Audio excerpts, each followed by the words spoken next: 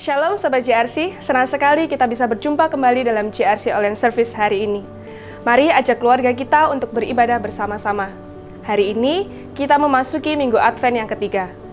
Mari menjelang hari Natal yang semakin dekat, kami mengajak saudara-saudari sekalian untuk terlibat dalam pelayanan kasih melalui persembahan khusus Natal. Persembahan ini nantinya akan dipakai untuk mendukung acara perayaan Natal kita dan berbagi kasih kepada orang-orang yang membutuhkan. Mari kita dukung bersama pelayanan kasih ini dengan sukacita dan kerelaan hati melalui transfer ke rekening gereja Jemaat 3 Malang atau scan barcode yang tertera di awal dan di akhir video ini dan diberi angka 25 pada akhir nominal persembahan kita. Bersyukur kepada Tuhan, pada kesempatan kali ini Pendeta Ingrid Resmol dapat membagikan kebenaran firman Tuhan kepada setiap kita. Beliau adalah pendiri EE4G. Oleh karena itu, mari kita siapkan hati kita untuk menyembah dan memuji Tuhan. Kita mengambil saat teduh sejenak.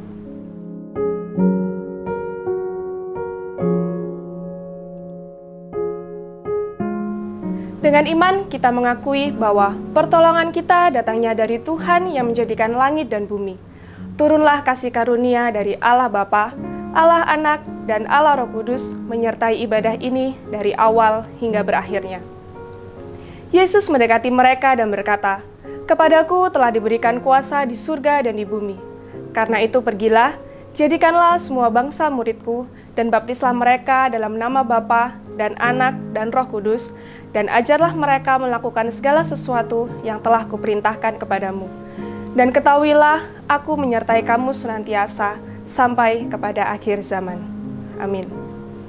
Mari pada saat ini kita ikrarkan pengakuan iman kita menurut pengakuan iman rasuli yang berbunyi demikian.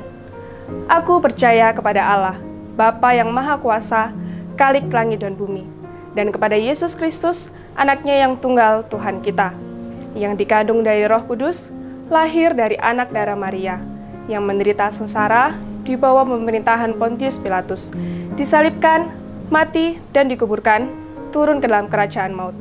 Pada hari yang ketiga, bangkit pula dari antara orang mati, naik ke surga, duduk di sebelah kanan Allah, Bapa yang Maha Kuasa.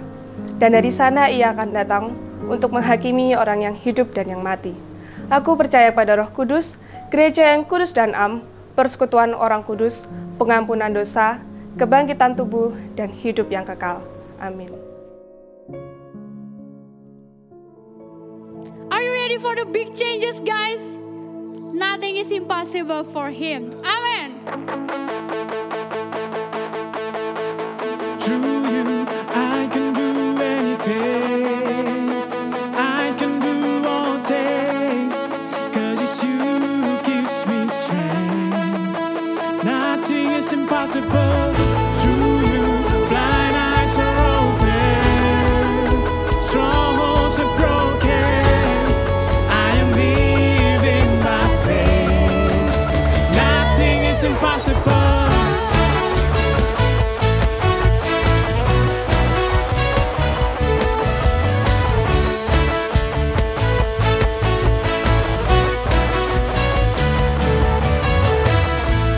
Not gonna live by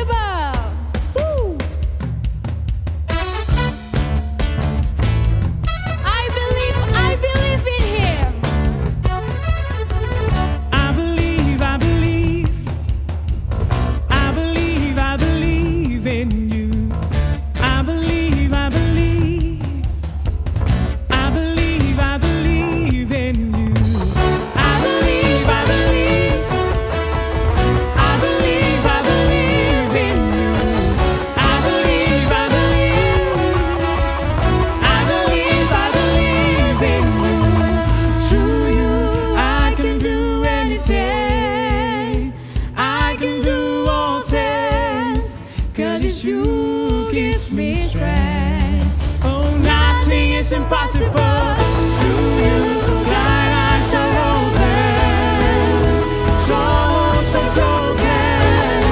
I am living by faith. Nothing is impossible.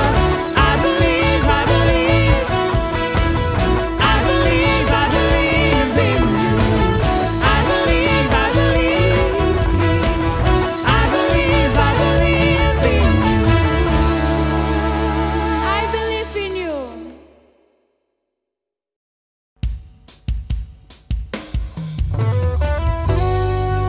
Kami mau menjadi seperti-Mu Tuhan. Ubahkanlah hati kami menjadi putih seputih hati-Mu.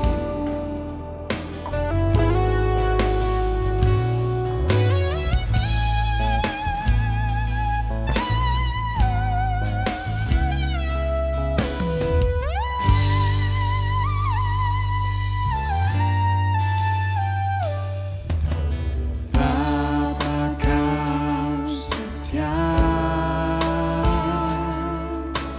takkan meninggalkan.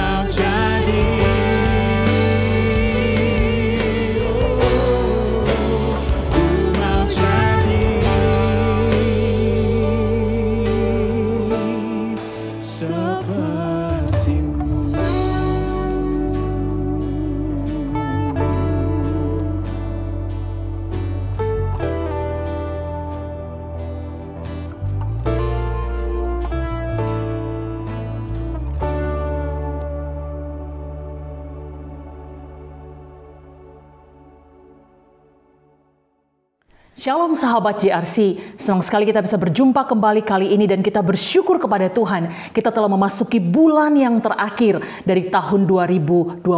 Betapa luar biasanya kebaikan Tuhan dan pemeliharaannya yang ajaib dalam hidup kita. Mari kita akan merenungkan firman Tuhan, sebelumnya kita berdoa. Kami bersyukur Tuhan, Engkau Allah yang ajaib, Engkau Allah yang luar biasa, Engkau Allah yang baik, Allah di dalam Tuhan Yesus Kristus yang adalah satu-satunya Tuhan dan Juru Selamat kami. Terima kasih Tuhan bahwa Engkau masih memberikan kesempatan bagi kami untuk duduk diam di kaki Tuhan dan mendengarkan Engkau berbicara. Kami mohon kuasa Roh Kudus menolong kami, membukakan mata hati kami, mencelikan mata rohani kami, membukakan pikiran kami dan menggerakkan kehendak kami untuk memahami tetapi juga melakukan firman Tuhan dalam kehidupan kami hari lepas hari. Berbicaralah melalui hamba-Mu yang terbatas ini dan kiranya Tuhan hadir di balik setiap gadget kami sehingga kami boleh sungguh merasakan kehadiran Tuhan melalui pemberitaan firman Tuhan pada hari ini. Terima kasih Tuhan Yesus, kami siap diberkati oleh firman-Mu. Di dalam nama Tuhan Yesus kami sudah berdoa. Amin. Saudara-saudara yang dikasihi oleh Tuhan, kita pasti sangat familiar dengan sebuah lagu himne terkenal yang berjudul Ku Suka Menuturkan. Ku suka menuturkan. Kenal ya saudara-saudara ya. Nah, awal mula lirik lagu ini berasal dari seorang yang bernama Keith Hankey dari Inggris. Pada masa mudanya dia adalah seseorang yang sangat senang mengajarkan Alkitab kepada para wanita di pabrik milik orang tuanya. Bahkan saudara, ketika dia mengalami sakit yang cukup parah dan diharuskan untuk beristirahat selama 20 bulan di rumah, itu pun tidak menghentikannya dari kesukaannya dan hobi tersebut. Maka pada masa-masa ketika dia sakit itulah lahir sebuah puisi yang mengungkapkan kerinduannya untuk terus memberitakan kabar sukacita tentang Yesus. Nah, dari puisi inilah kemudian lahir sebuah lagu, tercipta lagu I Love to Tell the Story, dan kemudian mengalami beberapa perkembangan sampai kepada kita hari ini dapat menyanyikannya dengan sangat luar biasa. Nah, bait pertama dari lagu ini bercerita tentang cinta kasih Tuhan. Bait kedua bercerita tentang cinta kasih Tuhan ini harus disampaikan kepada setiap orang karena cinta itu melampaui segala impian dunia, yaitu cerita tentang apa? Cerita tentang keselamatan, cerita tentang apa yang telah Yesus lakukan bagi manusia. Bait ketiga dari lagu ini menuturkan tentang kabar sukacita itu lagi dan lagi. Dan bait keempat ditutup dengan cerita itu akan menjadi lagu dalam hidup setiap orang Kristen sampai kepada kekekalan. Wah, sampai di sini kayaknya khotbah saya udah selesai ya. Enggak ya. Nah, maksud saya adalah mengapa saya mengingatkan kita tentang lagu ini? Apakah bercerita tentang Tuhan, mengabarkan Injilnya, menjadi saksinya merupakan sebuah beban atau masih menjadi sebuah kesukaan? Apakah yang muncul di benak kita ketika kita mendengar kata bersaksi atau memberitakan Injil? Adakah yang muncul di benak kita adalah kata-kata positif atau yang justru yang muncul di sana adalah ketakutan-ketakutan atau mungkin trauma-trauma tertentu atau mungkin aduh boring banget gitu ya. Nah, saudara-saudara yang dikasihi oleh Tuhan, hari ini kita akan merenungkan satu tema ini, bersaksi, beban, atau kesukaan. Kerinduan kita kiranya melalui firman Tuhan hari ini, Tuhan membangkitkan kembali gairah, kerinduan di hati kita untuk memberitakan, mengabarkan kasih Tuhan kepada banyak orang. Bukan hanya melalui perkataan kita, tetapi bahkan melalui seluruh hidup kita. Nah, saudara-saudara, pernahkah Anda membayangkan atau memikirkan mengapa setelah Tuhan menyelamatkan kita, menyelamatkan Anda dan saya, Dia meninggalkan kita di bumi ini? Jika Tuhan mau, bukankah Dia dapat langsung aja setelah menyelamatkan kita membawa kita ke surga ketika kita percaya kepadanya? Tetapi Dia tidak melakukannya kan? Atau belum? Mengapa? Bukankah lebih enak begitu ya? Pastinya karena Dia memiliki sebuah tujuan khusus bagi Anda dan saya. Tujuan khusus bagi kita. Rasul Paulus pernah menyinggung soal ini.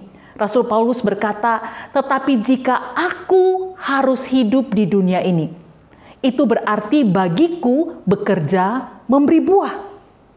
Jadi, mana yang harus kupilih? Aku tidak tahu. Aku didesak dari dua pihak. Aku ingin pergi dan diam bersama-sama dengan Kristus. Itu memang jauh lebih baik.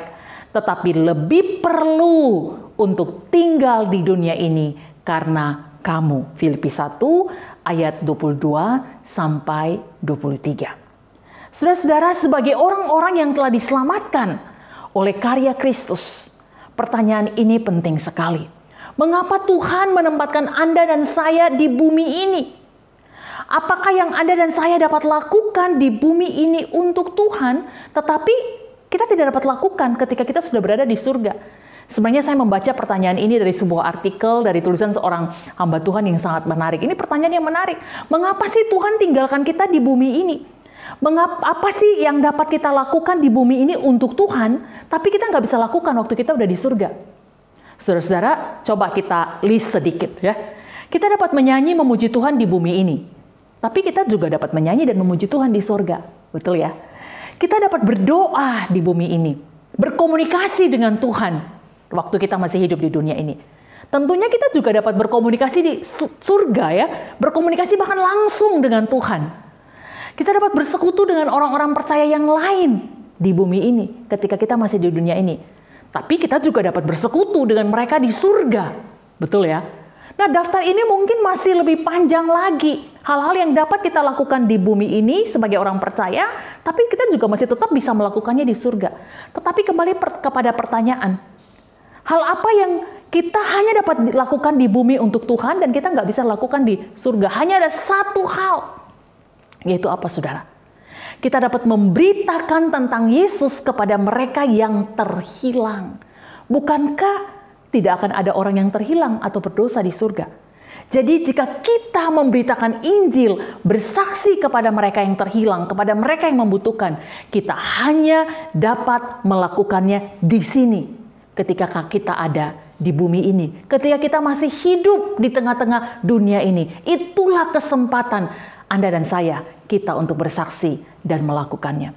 Nah, saudara, untuk menolong kita membahas firman Tuhan ini, mari kita membaca satu ayat dari Kisah Para Rasul pasalnya yang pertama, ayatnya yang ke-8.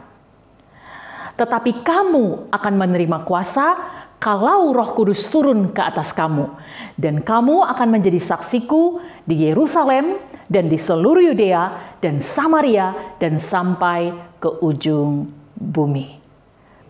Saudara-saudara, apa sih itu bersaksi? Alkitab mendefinisikan tentang bersaksi, ya.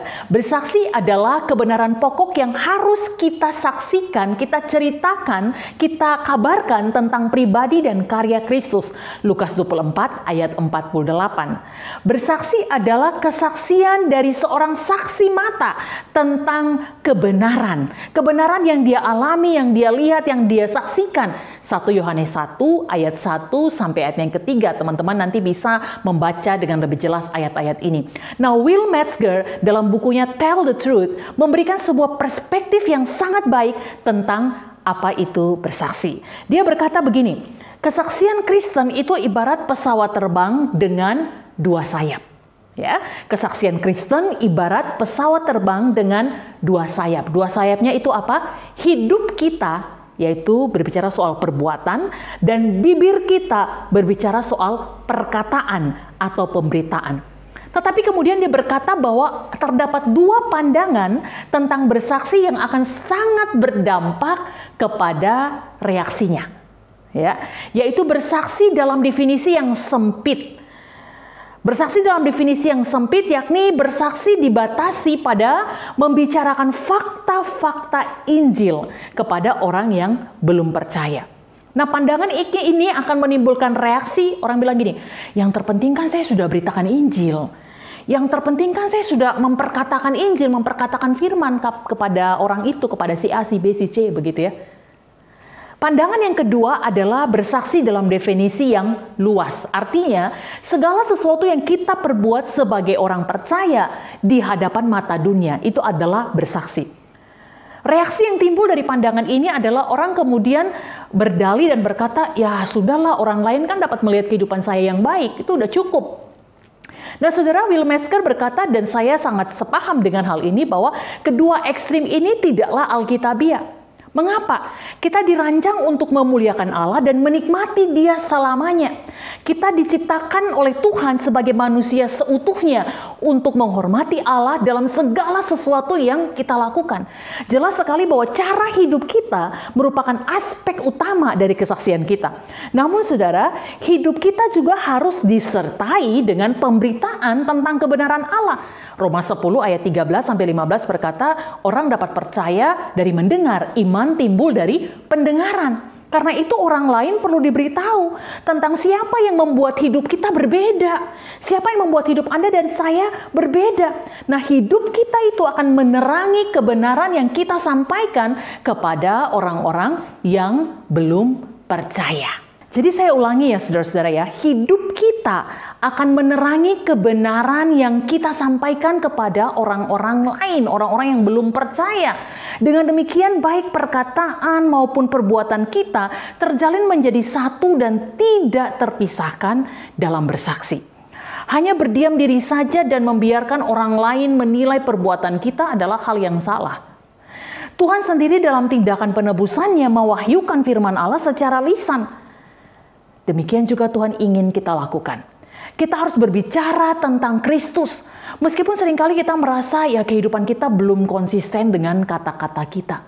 Seringkali kita merasa, waduh saya masih membuat banyak hal yang mungkin gak menyenangkan hati Tuhan.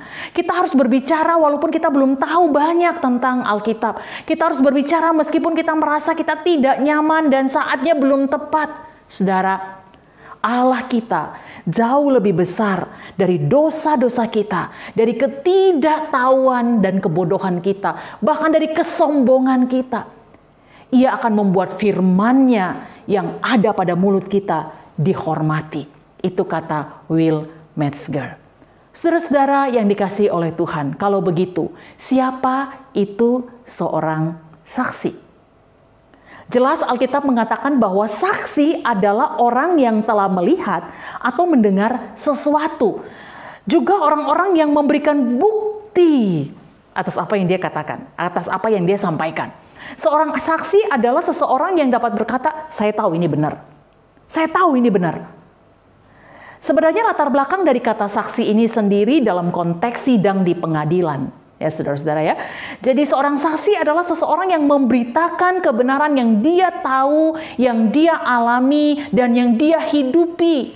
Seperti itulah gambaran kata saksi yang dialamatkan kepada para murid dalam kitab Kisah Para Rasul. Mereka adalah saksi mata. Mereka menyaksikan kebenaran tentang Yesus Kristus. Dan mereka bukan hanya tahu, mereka alami secara nyata, tetapi juga mereka hidupi. Bahkan lebih daripada itu, mereka sedia mati demi kebenaran itu. Itu sebabnya kata saksi adalah martus ya, bahasa Yunani ya, yang kemudian dari kata itu muncul kata martir. Berarti setia kepada Yesus, setia kepada kebenaran itu, tidak peduli berapapun harganya, dan berbicara tentang kebenaran itu, bahkan ketika orang lain menentang Anda, menentang kita. Itulah seorang saksi. Nah, Kisah Para Rasul pasal 1 ayat 8 menekankan tentang menjadi saksi. Bukan hanya sekedar bersaksi. Nah, ini menarik saudara. Saya mengutip apa yang dikatakan oleh pendeta Ezra Soul. Dia berkata begini, seorang bisa bersaksi tanpa menjadi saksi. Tetapi seorang tidak bisa menjadi saksi tanpa bersaksi. Ya, saya mengatakan begini, menjadi saksi bukan sekedar aksi, tetapi sebuah proses seumur hidup dari seorang murid Kristus. Jika Anda dan saya adalah murid Kristus, maka kita harus menjadi saksi Kristus. Jadi saudara, menjadi saksi adalah sebuah proses seumur hidup, bukanlah sebuah kegiatan yang dilakukan pada saat tertentu saja. Jika hal ini tidak dipahami dengan baik, maka definisi saksi atau bersaksi bisa saja mengalami pergeseran. Sehingga bersaksi hanya dimaknai sebagai sebuah kegiatan, sebuah aksi pada saat tertentu saja, pada bulan misi saja, atau pada saat kita melakukan satu tindakan, satu kegiatan-kegiatan saja yang berhubungan dengan penginjilan atau kesaksian. Itulah sebabnya saudara-saudara, bersaksi bukanlah sekedar sesuatu yang kita lakukan, tetapi itulah identitas kita. Saya ulangi, bersaksi bukanlah sekedar sesuatu yang kita lakukan, tetapi itulah identitas kita. Saudara-saudara yang dikasihi oleh Tuhan, mengapa kita harus bersaksi? Alkitab dengan sangat jelas mengungkapkan the why-nya ini. Mengapa kita harus bersaksi? Nah, saya mencoba untuk melihat dari 4 aspek ya, atau 4 sisi, yaitu dari aspek atau sisi Allah sendiri, Tuhan Yesus sendiri, kemudian gereja, dunia, dan saya. Mengapa kita harus bersaksi? Alasan yang pertama dan yang paling terutama adalah karena bersaksi atau menjadi saksi adalah sebuah perintah, bukan himbauan. Perintah pertama Yesus, mari ikutlah aku dan kamu akan kujadikan penjala manusia. Dan perintah terakhir Yesus yang kita kenal dengan amanat agung dalam Matius 28 ayat 19-20. Tuhan memerintahkannya, maka kita harus melakukannya. His last command, our first priority, our first concern. Kita menjadi saksi bukan karena kita takut dihukum atau karena rasa bersalah dan lain-lain, tetapi karena kita mengasihinya. Tuhan Yesus sendiri berkata, kalau engkau mengasihi aku, maka engkau akan menuruti perintah-perintahku. Yohanes 14 ayat 15. Melakukan sesuatu karena kasih akan jauh lebih menyenangkan daripada karena takut atau karena sekedar sebuah kewajiban. Banyak orang kemudian menjadi saksi atau bersaksi karena mereka takut atau jadi beban, akhirnya jadi berat, saudara-saudara. Padahal seharusnya ini adalah ekspresi kasih kita kepada Tuhan, maka kita mentaati perintahnya. Alasan yang kedua, mengapa kita harus bersaksi? Karena Yohanes 14 ayat 6 berkata, akulah jalan, kebenaran, dan hidup. Tidak ada seorang pun yang datang kepada Bapa kalau tidak melalui aku. Yesus adalah satu-satunya jalan keselamatan. Di luar Yesus, binasa. Yesus mati bagi dunia ini, bagi semua orang. Yohanes 3 ayat 16 bukan?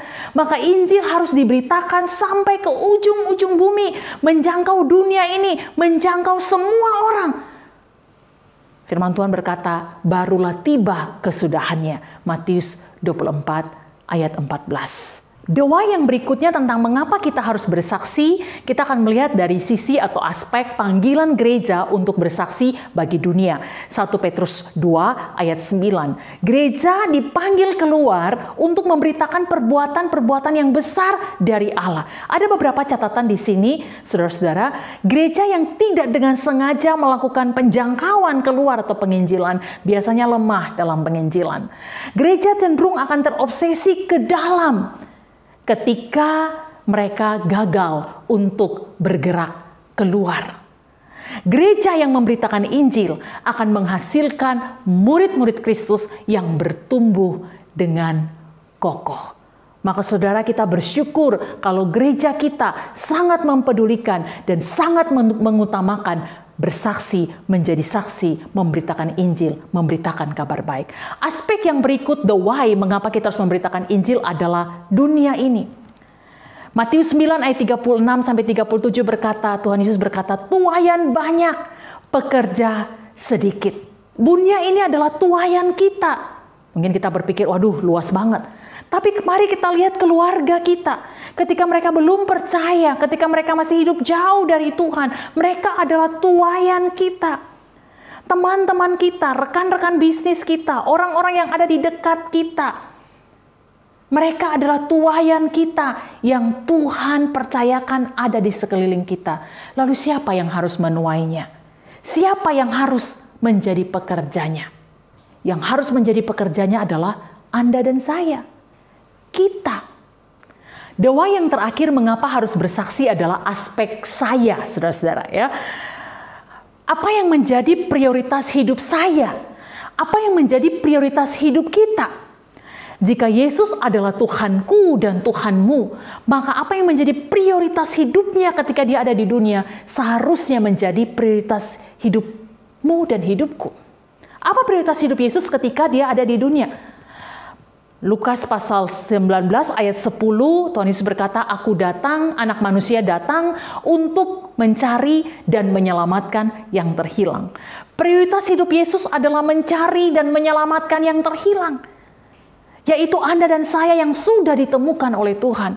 Maka Tuhan ingin supaya kita pun ditempatkan dan ada di tengah-tengah dunia ini untuk mencari dan menyelamatkan yang terhilang. Yohanes 20:21 berkata, sama seperti Bapa mengutus aku, demikian juga sekarang aku mengutus kamu. Sama seperti Bapa mengutus Yesus untuk mencari dan menyelamatkan yang terhilang, demikian juga sekarang Yesus mengutus kita ke dalam dunia untuk melakukan prioritas, melakukan hal yang sama, mencari dan menyelamatkan yang terhilang. Saudara-saudara, Anda dan saya telah menerimanya dengan cuma-cuma. Maka bagikanlah dengan cuma-cuma. Freely receive, freely give. Matius 5 ayat 8b. Kita menerimanya sebagai anugerah dari Tuhan. Cuma-cuma, maka kita pun harus memberikannya, membagikannya sebagai hadiah cuma-cuma kepada orang-orang di sekeliling kita.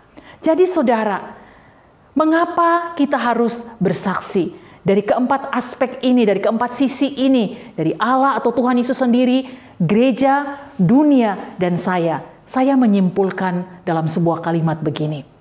Ketika saya memandang kepada Allah, saya ingat cintanya. Ketika saya memandang kepada gereja, saya ingat panggilannya. Ketika saya melihat dunia ini, saya melihat ladangnya. Dan ketika saya melihat ke dalam diriku, kepada saya berkata, ini aku, utuslah aku Tuhan. Saudara-saudara yang dikasihi oleh Tuhan, Tuhan memanggil kita, menyelamatkan kita, supaya kita menjadi berkat bagi dunia ini, bagi sekeliling kita, memberitakan tentang Tuhan, menjadi saksinya. Tapi pertanyaan yang berikut adalah, bagaimana caranya? Bagaimana cara bersaksi? Saudara-saudara yang dikasihi oleh Tuhan, mulailah dari dirimu sendiri. Beritakanlah Injil bagi dirimu setiap hari. Pastikan bahwa kita adalah orang-orang yang memenuhi kualifikasi sebagai seorang saksi. Maksud saya adalah bukan karena latar belakang pendidikan kita, bukan karena kualifikasi-kualifikasi yang mungkin saja dunia bisa pakai untuk kita. Mungkin karena kemampuan-kemampuan kita yang berbicara dengan baik, bukan saudara-saudara. Tapi ingat, kualifikasi seorang saksi adalah dia mengalami. Saksi adalah bukan hanya saksi mata, tapi mengalami secara pribadi, menghidupi Injil itu sendiri. Maka bagaimana cara kita bersaksi? Mulailah dari diri kita sendiri. Beritakan Injil bagi dirimu setiap hari. Injil harus dialami secara pribadi dan dihidupi tiap hari. Tapi kemudian saudara, mari kita menggunakan semua resources, semua yang Tuhan sediakan. Yang Tuhan sudah siapkan. Sebenarnya ada begitu banyak resources, sumber-sumber, segala macam perlengkapan yang sebenarnya sudah Allah siapkan, Tuhan siapkan untuk mempersiapkan hidup kita dan kepribadian kita untuk menyaksikan tentang Dia. Karena itu kita perlu sungguh-sungguh, secara sengaja, secara sungguh-sungguh menggunakan semua resources yang ada. Alkitab yang adalah firman Allah, ada begitu banyak bahan-bahan, ada begitu banyak sumber-sumber yang akan menolong kita untuk bertumbuh, untuk diperlengkapi. Ada begitu banyak cara yang disediakan, metode-metode yang disediakan untuk kita bisa bersaksi. Berilah dirimu untuk diperlengkapi. Berilah dirimu untuk berlatih, supaya semua yang ada pada kita, semua kapasitas kita bisa diberdaya gunakan untuk bersaksi, untuk memberitakan Injil, untuk membagikan kabar baik tentang Tuhan kepada orang lain. Pertanyaan saya adalah, pernahkah dalam hidup kita satu kali saja kita menceritakan kepada orang lain tentang Kristus yang tersalib bagi keselamatan manusia berdosa? Mungkin kita berkata, saya nggak mampu, saya nggak bisa. Mungkin karena kita belum pernah coba. Atau kita sudah pernah coba lalu kita gagal. Kalau kita gagal, gimana rahasianya? Ya lakukan lagi. Lalu kalau gagal lagi, ya lakukan lagi. Mengapa? Karena tugas kita adalah menceritakan, memberitakan. Bagaimana orang itu berespon, bagaimana orang itu memberi tanggapan, itu adalah urusan dia dengan Tuhan. Mari kerjakan bagian kita, dan Tuhan akan mengerjakan bagiannya. Bagian kita adalah apa? Memberikan diri kita untuk menggunakan semua resources yang sudah Tuhan sediakan. Ada perlengkapan apa yang bisa kita pelajari? Ada metode dan cara apa yang bisa kita pelajari? Tuhan bisa pakai banyak cara untuk kita memberitakan, membagikan kasih-Nya. Seringkali kita bukan tidak bisa, tetapi kita sebenarnya tidak mau. Saudara-saudara, saya ingin membagikan sedikit kesaksian di tengah masa pandemi ini, ketika kita terbatas untuk melakukan segala sesuatu dan melakukan banyak hal. Justru kita melihat, justru ada banyak kesaksian yang kami saksikan dalam pelayanan kami di Evangelism Explosion, secara khusus saya untuk melengkapi banyak anak muda. Justru di tengah pandemi ini kami boleh melihat Tuhan menggerakkan begitu banyak anak muda untuk memberi diri diperlengkapi oleh Tuhan secara online tentunya. Dan Tuhan boleh pakai mereka untuk memberitakan Injil kepada teman-teman mereka secara online, melalui video call, melalui Zoom. Kami boleh melihat Tuhan membangkitkan banyak sekali anak-anak muda, generasi muda yang kemudian punya hati yang luar biasa untuk Tuhan, untuk jiwa-jiwa. Dan Tuhan pakai mereka untuk memberitakan kasih Tuhan. Mereka bukan orang-orang hebat, bukan orang-orang yang semuanya pandai bicara, tapi ketika mereka diperlengkapi dengan resources, mereka diperlengkapi, Tuhan boleh pakai mereka dengan luar biasa. Bagaimana dengan Anda? Bagaimana dengan kita? Tuhan mau pakai kita. Tapi kita memang harus memberi diri untuk belajar, untuk diperlengkapi. Nggak mungkin kita duduk diam-diam terus langsung abrakadabra, lalu kita jadi orang-orang yang hebat dalam bersaksi. Allah bisa karena biasa. Kemudian saudara, kita terus bertumbuh dalam kebenaran dan perlengkapan. Ini yang saya maksudkan tadi. Ya, kita harus menilai diri kita dalam 1 tahun ini, saya gimana dalam hal bersaksi. Saya gimana dalam pengetahuan saya tentang kebenaran, tentang Alkitab. Apakah pengetahuan saya itu seimbang dengan prakteknya? Apakah pengetahuan yang saya dapat itu bisa saya salurkan, bagikan kepada orang lain? Mungkin kita banyak ikut seminar, banyak ikut pelatihan, ikut ini dan itu. Tapi ketika kita tidak melakukan itu akan menumpuk dan akhirnya kita jadi obesitas rohani begitu ya. Terlalu banyak hal yang kita tahu tapi kemudian gak kita salurkan, gak kita bagikan kepada orang lain. Mari terus bertumbuh dalam kebenaran, dalam setiap perlengkapan-perlengkapan yang bisa kita ikutin atau bisa kita lakukan untuk memperlengkapi kita lebih maju lagi di dalam bersaksi kepada orang lain. Cara yang terakhir yang dapat saya berikan adalah berdoalah dan pekalah terhadap tiap kesempatan yang Tuhan berikan. Nah saudara-saudara, kalau kita melatih diri kita dan memperlengkapi diri kita, sebenarnya kesempatan itu ada di sekeliling kita. Kesempatan itu ada di sekeliling kita. Baru-baru ini saya baru saja dalam sebuah percakapan melalui online, percakapan melalui Zoom dengan seorang teman, karena kemudian dia minta mau ngobrol begitu ya melalui Zoom. Secara online, kita ngobrol-ngobrol ringan saja, ya, hanya ngobrol ringan, curhat begitu ya, antar ladies begitu.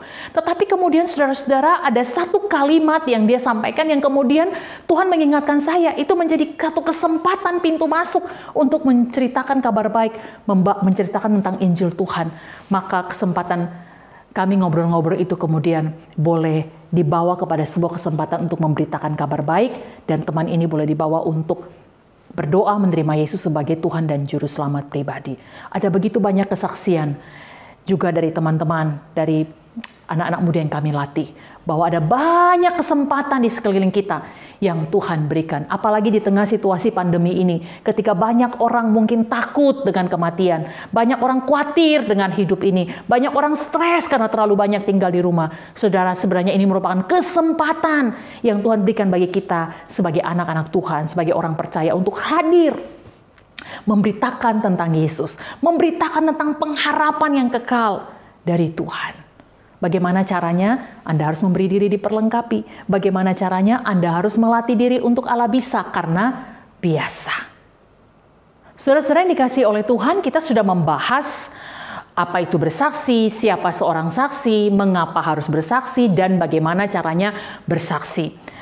Bagian yang terakhir, saudara-saudara, justru last but not least, yang harus kita sungguh-sungguh pegang erat ketika kita bicara soal bersaksi adalah peranan kuasa Roh Kudus.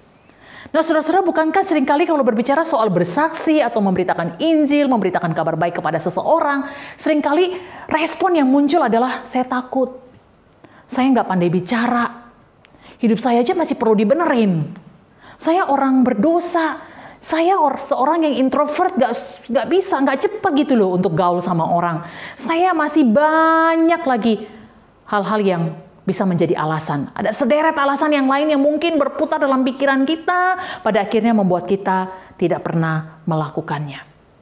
Nah, saudara-saudara yang dikasihi oleh Tuhan, bahkan mungkin ketika mendengar khotbah ini, ya, ada banyak hal yang berputar di dalam pikiran kita. Boro-boro bersaksi, gitu ya. Buka mulut untuk mau membangun relasi obrolan dengan orang aja susah, saudara ya. Tapi saudara, saya ingin menekankan hal yang penting ini, ya. Bahwa justru inilah kunci dan rahasianya. Kisah Para Rasul pasal 1 ayat 8 menekankan dua hal penting sekali yang perlu kita ketahui. Roh Kudus memberdayakan para murid, dan kamu akan menerima kuasa ketika Roh Kudus turun ke atas kamu. Roh Kudus memberdayakan para murid, dan murid yang dipenuhi oleh Roh Kudus bersaksi ke seluruh dunia. Maka penekanan pentingnya di sini, elemen pentingnya di sini adalah peranan kuasa Roh Kudus. Tetapi kamu akan menerima kuasa kalau Roh Kudus turun ke atas kamu. Apa yang mau saya katakan, saudara-saudara? Ketika Anda menerima Yesus sebagai Tuhan dan Juru Selamat pribadi kita, Juru Selamat pribadi kita, maka Roh Kudus dianugerahkan kepada kita. Roh Kudus ada di dalam hati kita, memberikan kita kekuatan, keberanian, dan kapasitas untuk memberitakan kebenaran, untuk memberitakan Yesus. Roh Kudus bekerja pada dua sisi, bekerja di dalam dan melalui setiap orang percaya. Artinya apa? Roh Kudus mengurapi kita, memberi kuasa dalam setiap perkataan yang keluar dari mulut kita. Ya, itulah sebabnya Yesus menyuruh para murid menantikan kuasa Roh Kudus sebelum mereka diutus ke dalam dunia. Jadi saudara-saudara, penginjilan atau pemberitaan kabar baik atau bersaksi itu bukanlah kita melibatkan Tuhan di dalam apa yang kita lakukan, dalam usaha yang kita lakukan untuk memberitakan Dia. Tetapi sebaliknya, memberitakan kabar baik atau bersaksi itu adalah Tuhan melibatkan Anda dan saya di dalamnya. Jadi Tuhan yang melibatkan kita. Bayangkan, kalau Tuhan yang melibatkan kita, Tuhan yang mengutus kita, Tuhan yang memerintahkan kita, maka Dia memiliki otoritas dan kuasa penuh untuk menyertai kita dengan kuasa Roh Kudusnya, memberikan kuasa, kapasitas, keberanian bagi kita untuk melakukannya. Matius 28 ayat 19-20, amanat agung diakhiri dengan Aku menyertai engkau sampai kesudahan zaman. Maka sebenarnya ini menjadi jaminan yang lebih dari cukup, yang luar biasa untuk mengatasi ketakutan-ketakutan kita, rasa malu kita, bahkan diri kita sendiri. Paulus berkata, aku memiliki keyakinan yang kokoh akan Injil, sebab Injil adalah kekuatan Allah. Sisi yang lain adalah karya Roh Kudus yang menginsafkan dunia akan dosa, kebenaran, dan penghakiman. Yohanes 16 ayat 8-9. Itu artinya bahwa orang bisa sadar akan dosanya, orang bisa mengambil keputusan, orang bisa meresponi pemberitaan dan kesaksian kita. Itu bukan karena kita. Tugas kita adalah memberitakan, bukan mempertobatkan atau melahirbarukan orang lain. Tugas kita adalah memberitakan tentang Yesus, memberitakan tentang pengharapan, tentang kebaikan Tuhan, tentang kebenaran itu.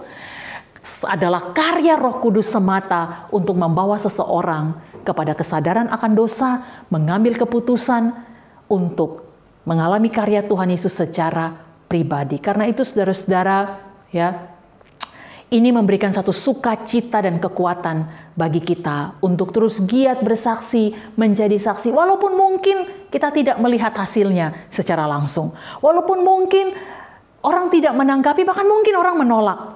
Berkali-kali di dalam pelayanan ketika saya secara pribadi memberitakan Injil, memberitakan tentang Kristus, tidak semua menerima, bahkan banyak yang menolak, bahkan juga yang mungkin tidak menerima. Tetapi itu adalah urusan mereka dengan Tuhan. Bagian kita adalah memberitakan. Tapi sisi yang lain, ada begitu banyak kesaksian juga yang boleh kita lihat dan kita saksikan bahwa Injil yang adalah kekuatan Allah itu bisa menggunakan saya yang lemah, saya yang terbatas, saya yang mungkin ngomongnya belum nyampe-nyampe juga, ya. Tetapi Injil yang adalah kuasa Allah itu sanggup meluluhkan hati sekeras batu sekalipun, sanggup mengampuni dosa terbesar sekalipun. Itu adalah karya Allah, karya Tuhan Yesus.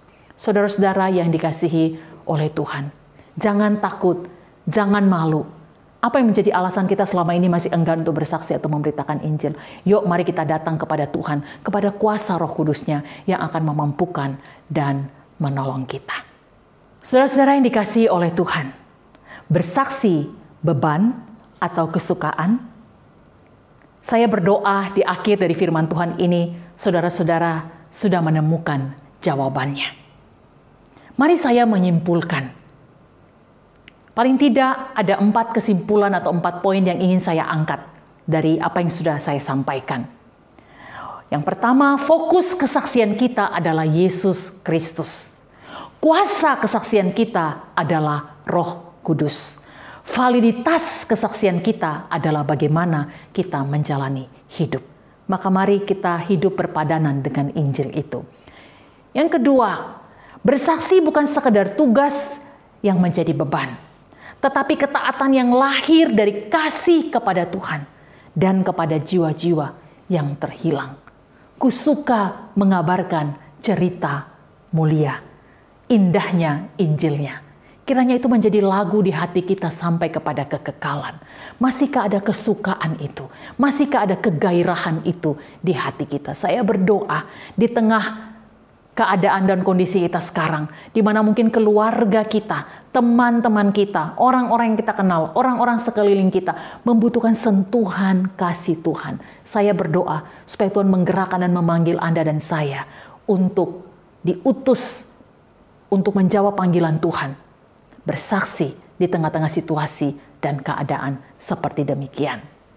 Yang berikut saya ingin mengutip sebuah kalimat yang sangat menarik sekali sebagai kesimpulan juga dari khotbah ini. Christian is the most blessed and privileged people in earth. Ya, orang Kristen adalah orang-orang yang sangat diberkati dan sangat memiliki hak istimewa di bumi ini. Mengapa? Diberkati karena mengalami rekonsiliasi dengan Allah melalui Kristus. Memperoleh hak istimewa karena kita dimampukan untuk membawa orang lain ke dalam relasi yang sama dengan Tuhan. Luar biasa bukan saudara-saudara?